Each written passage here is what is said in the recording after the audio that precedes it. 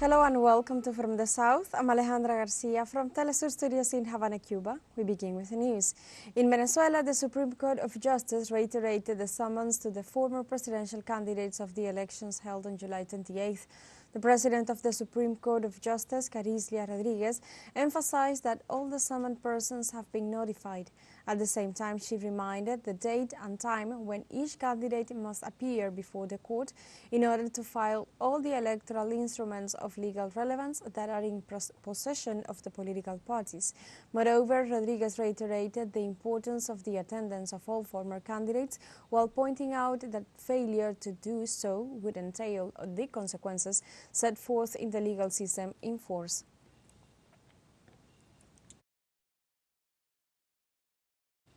In Venezuela, authorities paid tribute to the liberator Simón Bolívar and his army after commemorating 200 years of the Battle of Junín.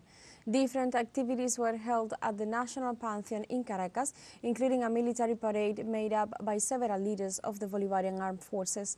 Venezuelan Vice President Delcy Rodriguez pointed out that this battle was the end of the power of the Spanish Empire in the lands of South America, thanks to the struggle of Bolivar's army that always called for the union of the peoples. The vice mandatory also emphasized the importance of the Battle of Junín being a point of inspiration in the independence, determination, and sovereignty of Venezuela.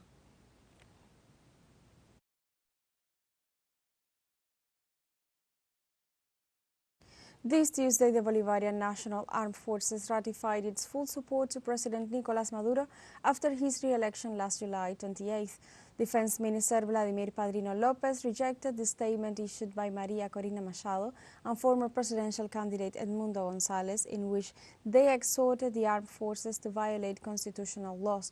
Meanwhile, Padrino López stated that security forces are battling against a coup d'état operated by social media and cyber attacks. For its part, the Strategic Region of Integral Defense supported the Venezuelan president and the decision of the Venezuelan people that democratically elected Nicolás Maduro as president of the South American country for the 2025-2031 term. Ratificamos. We reaffirm our absolute loyalty to citizen Nicolás Maduro Moros, constitutional president of the Bolivarian Republic of Venezuela, Commander-in-Chief of the Bolivarian National Armed Force, who has been legitimately re-elected by the people for the next presidential term of 2025 to 2031. The defense minister condemned the destabilizing attempts of the so-called comanditos led by María Corina Machado. But now they are trying to tarnish the electoral process by means of the well-known script of violence, this time resorting to the ill-named comanditos, which are really fourth-generation criminal gangs, with which they have established alliances, in order to control the political power that they were unable to achieve with the votes. It is important to clarify that their government plan is highly neo-colonialist. Likewise, Padrino López warned that the far right continues with its plan to create a deceptive argument of an alleged electoral victory in order to carry on manipulating a sector of the population. Meanwhile, this fascist current continues trying to position the thesis of an electoral victory, that they wanted to build on the basis of fake polls and an orchestrated media campaign, to create fictitious expectations in a single sector of the population, that they intend to continue deceiving and manipulating. Femicides are on the rise in Panama, taking into account the underreporting of abuse and violence. Rosa, a 25-year-old woman with a psychosocial condition and in a vulnerable condition, was burned alive while resting in the annex of a kiosk. People in Panama are demanding justice for Rosa. Rosa Rodriguez was a 25-year-old Panamanian woman with a psychosocial condition for which she was taking medicine, but when her parents couldn't afford to buy her pills, she suffered disorientation, which even caused her not to come home for several days. Unfortunately, on July 20th, she no longer returned to her home. She is not a homeless person, as many have heard on the news, on the media, on the social networks. She was not a homeless person. She was a person who lost her way back home as she was deprived of her drugs. Ask yourselves if an indigent person has the ability to paint nails, to fix hair, to apply makeup. No, right? So, in 2 or 3 days, I don't think she could hurt someone by lying down on the streets. Because that was what she did, lying down on the streets. Rosa's corpse was found in a kiosk located in Ojo de Agua near a busy bus stop on the outskirts of the canal capital.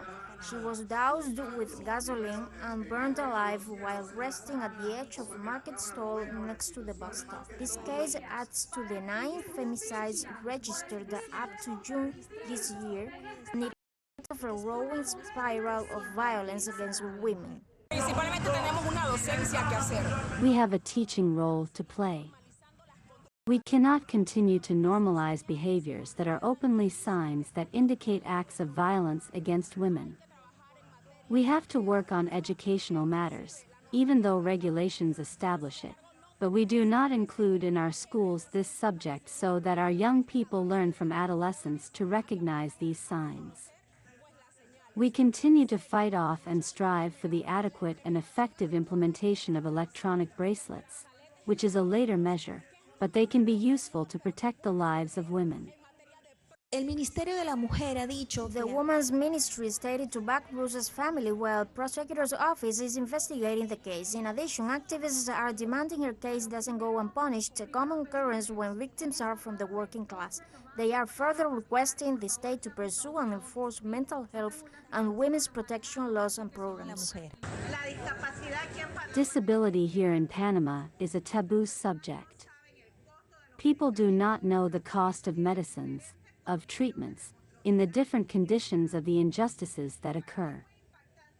For me, this is very shocking because it raises awareness in a community that does not feel it, that does not live it in their homes, and that we parents have to work wonders with our incomes to be able to afford private therapies. I know what that lady suffered. Why? Because I watch every day how many parents don't have economic resources to afford treatments. And unfortunately, laws do exist, because regulations exist, but they are not being properly supervised. A recent study from Santa Maria La Antigua University revealed that making visible those women on streets is to the fullest extent. Even such invisibility set them apart from social exclusion, condemning them to high vulnerability and systemic and structural violence. Para TeleSUR, desde Ciudad de Panamá, Reca Chandiramani.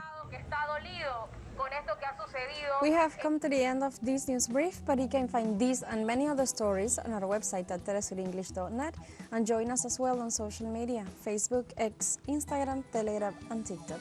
For TeleSUR English, I'm Alejandra Garcia. Thank you for watching.